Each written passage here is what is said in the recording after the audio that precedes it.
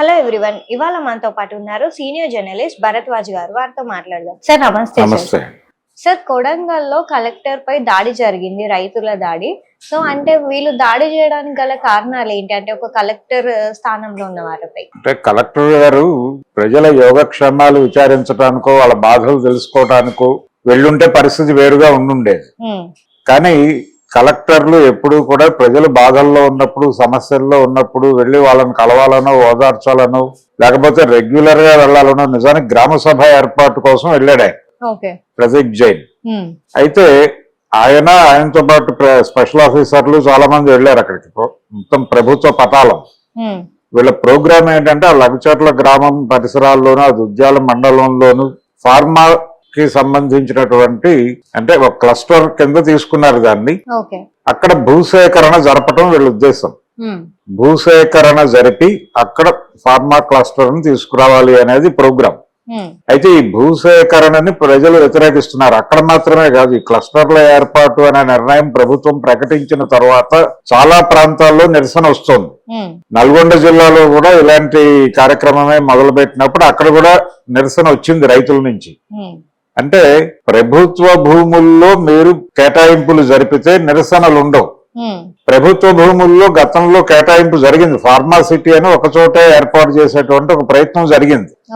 అయితే కొత్త ప్రభుత్వం, కాంగ్రెస్ ప్రభుత్వం దాన్ని రద్దు చేసి, ఎందుకంటే హైదరాబాద్ శివార్లలో ఉన్నటువంటి భూమి ఇక్కడ ఫార్మాసిటీ అనేటువంటి ప్రోగ్రామ్ రద్దు చేసి అన్ని జిల్లాల్లోనూ క్లస్టర్ల నిర్మాణానికి ప్రారంభం చేశారు వీళ్ళు.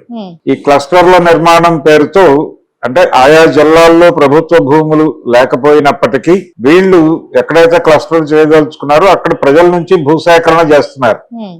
ల్యాండ్ పూలింగ్ అంటారు దీన్ని. ఈ ల్యాండ్ పూలింగ్ ప్రోగ్రాం మొదలు పెట్టారు అన్ని చోట్ల. నల్గొండలో తీవ్ర స్థాయిలో నిరసన వచ్చింది.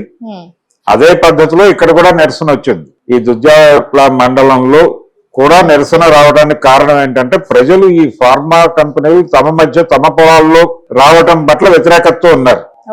ఒకటి, ప్రభుత్వం ఏం చెప్తోందంటే మీ ఏరియాలో అంటే ఈ ఫార్మా కంపెనీలన్నీ ఒకే చోట ఉండి ఫార్మాసిటీ అనే పేరుతో ఉంటే అక్కడికంటే కూడా మీ జిల్లాల్లోకి దీన్ని వికేంద్రీకరణ చేస్తున్నాం, చేయటం ద్వారా ఎక్కడికక్కడ ఉపాధి అవకాశాలు వస్తాయని చెప్తున్నారు. అంటే ఇక్కడ గమనించాల్సిన విషయం ఏంటంటే ప్రభుత్వాలు చాలా వ్యూహాత్మకంగా కార్పొరేట్లకి సేవ చేసే పనిలో ఉన్నాయి.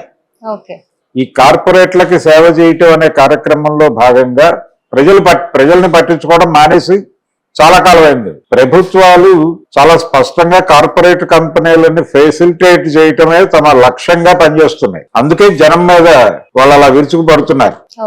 నిజానికి కలెక్టర్ గారు ప్రజల నుంచి అంటే మొదట ఒక విమర్శ వచ్చింది. ఇంత ముందే వెళ్లారు భూసేకరణకు. అక్కడికి వెళ్ళినప్పుడు నిరసన వచ్చింది. డిప్యూటీ కలెక్టర్లు వీళ్ళు స్పెషల్ ఆఫీసర్లు వెళ్ళినప్పుడు నిరసన వచ్చిన సందర్భంగా ఇది ఆపేయండి అని అడిగారు వాళ్ళు.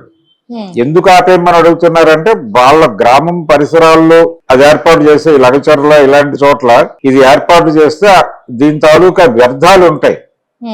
ఈ ఫార్మా కంపెనీల తాలూకా వ్యర్థాల వలన ఇబ్బందులు కలిగేటువంటి అవకాశం ఉంది. ఆరోగ్యపరమైనటువంటి ఇబ్బందులు కలుగుతాయి. రెండోది, భూసారానికి సంబంధించినటువంటి ఇబ్బందులు కూడా కలగచ్చు. వ్యవసాయ ఆధారితమైనటువంటి గ్రామాలు అవన్నీ. కాబట్టి అన్ని రకాలుగా నాశనం అయిపోతామేమో అనేటువంటి భయం ఉంది. అందుకని పచ్చని పొలాలలో ఇలాంటి కార్యక్రమాలు చేయడం కరెక్ట్ కాదు అనే అభిప్రాయం చాలా కాలం నుంచి చాలా మందిలో ఉంది. కానీ ప్రభుత్వాలు అలా ఆలోచించవు. ప్రభుత్వాల ప్రోగ్రామ్ ఏంటంటే కార్పొరేట్లను ఎక్కడో చోట వాళ్ళని ఫెసిలిటేట్ చేయాలి. చేసి ఎలా చేస్తారు వీళ్ళు? ఏదో ప్రజలకు ఉపయోగపడే కార్యక్రమంగా చెప్తారు. మీకు మీ ప్రాంతంలోనే ఉపాధి జరుగుతుంది కాబట్టి మీరు భూములు ఇవ్వండి. అమరావతి పేరుతో ఎలాగైతే ఆయన ల్యాండ్ పూలింగ్ చేశాడు, 33,000 ఎకరాలు ల్యాండ్ పూలింగ్ చేయగలిగాడే. ఏం చెప్పి చేశాడు? మీ భూములన్నీ కూడా అభివృద్ధిలోకి వస్తాయి, రాజధాని పరివాహక ప్రాంతంలోకి మీ భూములు వస్తాయి, వాటి ధరలు దారుణంగా పెరిగిపోతాయి, మీకు బీభత్సమైన లాభాలు వస్తాయి. ఇవన్నీ చెప్పాడు చంద్రబాబు గారు. చెప్పి వాళ్ళకి కొన్ని భ్రమలు కల్పించగలిగాడు. దాంతో పాటు చాలా ప్రాంతాల్లో భూములు రైతులు సాగులు చేయటం మానేసి చాలా కాలమే. 90% పైన భూములన్నీ కూడా కౌలు రైతులే సాగు చేస్తారు. చేస్తున్నారు అన్ని చోట్ల. అందుకని ఈ కౌలు రైతుల దగ్గర నుంచి డబ్బులు రావడం కొంత ఇబ్బందిగా ఉంటుంది కాబట్టి ప్రభుత్వం అయితే జవాబుదారీగా డబ్బులు వేసేస్తుంది అకౌంట్ లో అనే ఉద్దేశంతో ల్యాండ్ లార్డ్స్ ప్రభుత్వానికి భూములు ఇవ్వడానికి చాలా ఉత్సాహంగా ముందుకొచ్చారు. కానీ ఇప్పుడు ఈ ఫార్మా క్లస్టర్ల ఏర్పాటు కోసం వీళ్ళు నల్గొండ జిల్లాలోను ఇప్పుడు ఇక్కడ వికారాబాద్ లోను వీళ్ళు ఎందుకు దెబ్బతిన్నారంటే సాధారణ రైతులు వీళ్ళందరూ వాళ్ళు సాగు చేసుకుంటున్నారు. ఒకటి వాళ్ళు సాగు చేసుకుంటున్నారు, అందుకని వాళ్ళు ఇవ్వడానికి సిద్ధంగా లేరు. రెండోది దీని వలన కాలుష్యం వచ్చేటువంటి ప్రమాదం ఉంది. ఇది ఆరోగ్యాలని ఇబ్బంది పెట్టొచ్చు, భూసారాన్ని ఇబ్బంది పెట్టొచ్చు. కాబట్టి ఈ తరహా కర్మాగారాలు దీని నుంచి వచ్చే వ్యర్థాలు ఎలాంటి దుష్పరిణామాలు చూపిస్తాయో అనేటువంటి ఆందోళనతో పర్యావరణ పరమైనటువంటి ఆందోళన కూడా కలిసి వాళ్ళందరూ ఎందుకు మా జీవితాల్లో విషం చిమ్మే ప్రయత్నం చేస్తారు అని అడుగుతున్నారు. దీన్ని రాజకీయ కోణంలోకి తీసుకెళ్ళి అంటే మేము ప్రజలకు మేలు చేయడానికి ట్రై చేస్తున్నాం.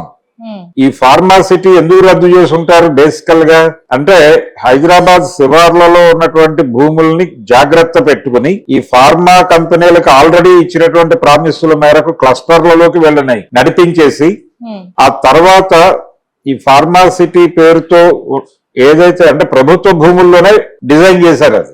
సో ఈ ప్రభుత్వ భూములన్నిటిని ప్రిజర్వ్ చేసి రేపు పొద్దున ఇంకేదన్నా కార్పొరేట్ కంపెనీ ముందుకొచ్చినప్పుడు ఇంకేదైనా అవసరంతో ముందుకొచ్చినప్పుడు వాటికి కేటాయిస్తే బాగుంటుంది అనే ఉద్దేశంతో అంటే టోటల్ గా ఈ ఎపిసోడ్ మొత్తం ఫార్మా సిటీ అనే కార్యక్రమాన్ని రద్దు చేయటము, ఫార్మా క్లస్టర్ల ఏర్పాటు కోసం వివిధ జిల్లాల్లో చేస్తున్నటువంటి కసరత్తులు, భూసేకరణ పేరుతో జనాలను కూర్చోబెట్టి మాట్లాడటం కాదు, దాడులు చేయటమే. దాడులు చేసి లాగేసుకునే ప్రయత్నం చేస్తున్నారు. ఈ లాగేసుకునేటువంటి ప్రయత్నాలు చేయటం ఈ మొత్తం వ్యవహారంలో కార్పొరేట్ల పట్ల ప్రభుత్వానికి ఉన్నటువంటి ప్రేమ కనిపిస్తుంది, ప్రజల పట్ల ఉన్నటువంటి ద్వేషం కనిపిస్తుంది.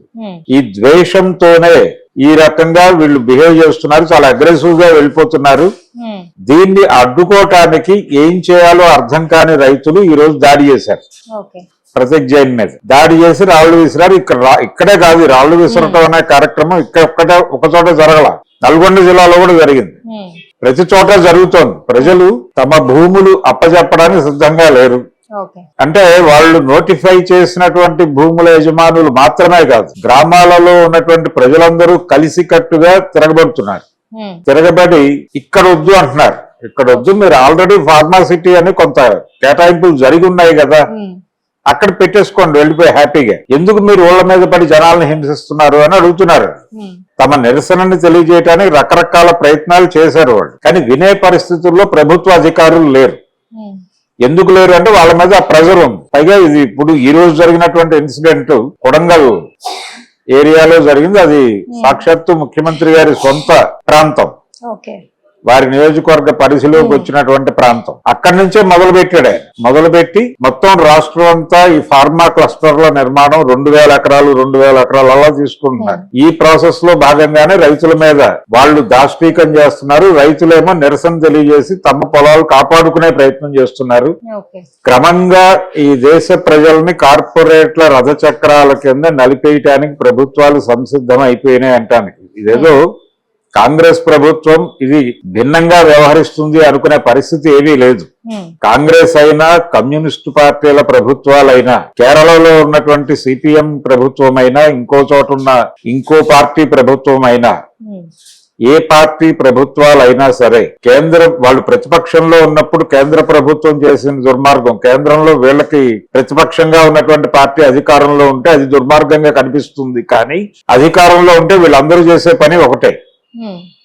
భారతీయ జనతా పార్టీ ఏ పని చేస్తోందో కేంద్రంలో ఉండి తెలంగాణలో కాంగ్రెస్ పార్టీ కూడా అదే చేస్తోంది. అంటే అడవుల్ని ఖాళీ చేయించి కార్పొరేట్లకు కట్టబెట్టడానికి వాళ్ళు ప్రయత్నం చేస్తుంటే ఊళ్ళలో రైతుల దగ్గర నుంచి భూములు లాక్కుని కార్పొరేట్లకు కట్టబెట్టే పని ఇక్కడ జరుగుతోంది.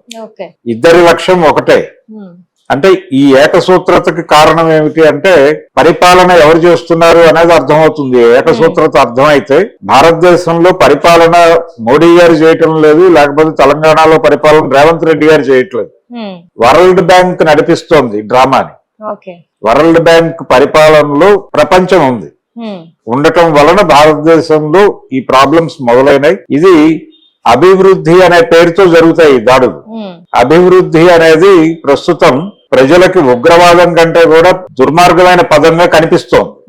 ఏ అభివృద్ధి పేరుతో ఎవరిని ఎక్కడ నిర్వాసితులు చేస్తారో అని భయపడి జనాలు వణికిపోతున్నారు. ఇటువంటి పరిస్థితుల్లో ఈ ఫార్మా క్లస్టర్ల వ్యతిరేక ఉద్యమం తెలంగాణలో అంటే ఒకవైపు మూసీ ప్రక్షాళన లేకపోతే ప్రభుత్వ ఆస్తుల పరిరక్షణ అనే పేరుతో చెరువుల పరిరక్షణ, ప్రభుత్వ ఆస్తుల పరిరక్షణ, హైడ్రా ఏర్పాటు, తద్వారా ఎక్కడ ఎవరు ప్రభుత్వ స్థలాల్లో గాని లేదు ప్రభుత్వానికి సంబంధించిన వాళ్ళ ప్రాంతాలుగా నోటిఫై అయినటువంటి ఏరియాల్లో ఎవరు వేలు పెట్టినా తీవ్ర స్థాయిలో విరుచుకుపడి దాడులు చేసేస్తున్నారు. అక్కడ ఎవరన్నా గుడిసెలు వేసుకుంటే నిర్దాక్షిణ్యంగా పీక్ అవతలు బారేస్తున్నారు. అకామిడేట్ చేస్తాము అని చెప్తున్నారు కానీ అకామిడేట్ చేయడం జరుగుతుందా లేదా తెలియదు, ఎవరెవరిని అకామిడేట్ చేస్తారో తెలియదు. ఇలా ఈ ప్రభుత్వ ఆస్తుల పరిరక్షణ హైదరాబాద్ చుట్టుపక్కల పర్టికులర్ గా ఇది చేస్తూ గ్రామీణ ప్రాంతాల్లో భూసేకరణ ద్వారా కొంత భూమిని అదనంగా సంపాదించుకుని తాము హామీలు ఇచ్చినటువంటి కార్పొరేట్ కంపెనీలను ఫెసిలిటేట్ చేసే పనులు ప్రభుత్వం రైతులను వేధించేటువంటి కార్యక్రమం నిర్వహిస్తోంది విజయవంతంగా. దీనికి వ్యతిరేకంగా రైతు సంఘాలు నిలబడాల్సినటువంటి అవసరం ఉంది. ఇది ఖచ్చితంగా ప్రజల మీద రైతుల మీద చేస్తున్న దాడే. ఎన్ని కబుర్లు చెప్పినా మీ ప్రాంతంలో ఒక ఫార్మా కంపెనీ వస్తే మీకు ఉద్యోగాలు వస్తాయి అని చెప్పడం ఎక్కడెక్కడ ఇంతకు ముందు కూడా చాలా చోట్ల ఇలాంటి కంపెనీలు వచ్చాయి. ఇప్పుడు నల్గొండ జిల్లా జనాలు కూడా అదే. గతంలో కూడా ఇక్కడికి కంపెనీలు వచ్చినాయి కానీ లోకల్స్ కి ఇచ్చినటువంటి ఉద్యోగాలు పరిస్థితి ఏమిటి అంటే వాచ్మెన్లు గాని ఇలా వాడేసుకుంటున్నారు తప్ప ఇక్కడ ట్రైన్డ్ పీపుల్ దొరకరారు. ఈ ఫార్మా కంపెనీల్లో పని చేయడానికి సంబంధించి అంటే లోయర్ లెవెల్లో లోకల్ లేబర్ ని వాడతారు తప్ప పై స్థాయిలో ఉద్యోగాలన్నీ కూడా బయట వాళ్ళకే ఇస్తారు వాళ్ళు. అంటే ఈ ఫార్మా క్లస్టర్ల ఏర్పాటు దగ్గర లోకల్ పీపుల్ ని ఎడ్యుకేట్ చేసి వాళ్ళని ఉపాధి వైపు నడిపించేటువంటి సాంకేతిక విద్యను వాళ్ళకి నేర్పేటువంటి ఏర్పాట్లు ఏవి ప్రభుత్వం చేయదు. అసలు వాళ్ళకి ఆ దృష్టి లేదు. ఆ దృష్టి ఉండి చేసేవాడు వేరేగా చేస్తాడు. ముందు ప్రతి ప్రాంతంలోనూ అక్కడికక్కడ విద్య అంటే ఆ ఏరియాని ఏ పథకం ద్వారా అభివృద్ధి చేయాలనుకుంటున్నారో దానికి కావాల్సిన ఇన్ఫ్రాస్ట్రక్చర్, ఇంటలెక్చువల్ ఇన్ఫ్రాస్ట్రక్చర్ ఏర్పాటుకి అక్కడ ఒక విద్యా సంస్థను ఏర్పాటు చేయటం కూడా జరగాలి. అసలు ఆ ప్రోగ్రామే లేదు వీళ్ళకి. భూములు లాక్కుని కార్పొరేట్లకు ఇచ్చేసి చేతులు కడిగేసుకుని ఆ వచ్చిన ముడుపులతో ఇంకో వ్యాపారంలోకి విస్తరించాలనే తాపత్రయం తప్ప రాజకీయ నాయకులకి ప్రజల పట్ల చిత్తశుద్ధి ఉంటే ఇలా జరగదు. రేపు పొద్దున ప్రతి క్లస్టర్ లోనూ వచ్చేటువంటి ఫార్మా కంపెనీలలో స్థానికులకు ఉద్యోగాలు వస్తాయి అనే మాటలో పూర్తి అబద్ధం ఉంది. ఆ అబద్ధంలో ఉన్న నిజమేమిటంటే వాచ్మెన్లు, ఊడ్చేవాళ్ళు, లోపల పారిశుధ్యపు పనులు చేసేవాళ్ళు, మోసేవాళ్ళు, ఎత్తేవాళ్ళు ఈ తరహా కింది స్థాయి ఉద్యోగాలు తప్ప పై స్థాయి ఉద్యోగాలు లోకల్స్ కి ఇచ్చే అవకాశం ఉండదు. దీన్ని గుర్తించాలి. దీన్ని గుర్తించి ఈ రకమైనటువంటి ఏర్పాట్లు ఎక్కడున్నాయో అక్కడ పెట్టుకోండి మీరు కంపెనీలు. మాకు ఉపయోగపడని అంటే ఉపాధి ఈ అభివృద్ధి మాకు ఉపయోగపడకపోగా మా జీవితాలని అప్గ్రేడ్ చేయడానికి ఉపయోగపడకపోగా మా భూములు నాశనం కావడానికి దోహదపడుతుంది. అందుకని మాకు వద్దు ఈ కంపెనీలు అంటున్నారు. అందుకని గొడవ జరుగుతుంది. అందుకని కలెక్టర్ మీద దాడి చేశారు తప్ప ప్రభుత్వం మీద వ్యతిరేకతో మరొకటో కాదు ఇది. కానీ వాళ్ళ మీద కేసులు పెడతారు. రాజద్రోహాలు, దేశద్రోహాలు పెట్టేసినా తప్పులేదు రైతుల మీద. అందుకనే చాలా కాలం క్రితం ఒక కవి గారు అన్నాడు, అంటే ఈ ఆందోళన చేస్తున్న రైతుల్ని అణగదొక్కటం కోసం సరిహద్దు భద్రతా దళాలను కూడా గ్రామాల్లోకి నడిపించిన చరిత్ర ఉంది కాంగ్రెస్ ప్రభుత్వాలకి. అందుకని రైతు గుండె మీదుగా సరిహద్దు గీసి అక్కడికి సరిహద్దు భద్రతా దళాలను దూకిస్తున్నారు అని చాలా కాలం క్రితం ఒక కవి గారు రాశాడు. ఇప్పుడు కూడా అలాంటిదే జరుగుతోంది. Okay sir, thanks.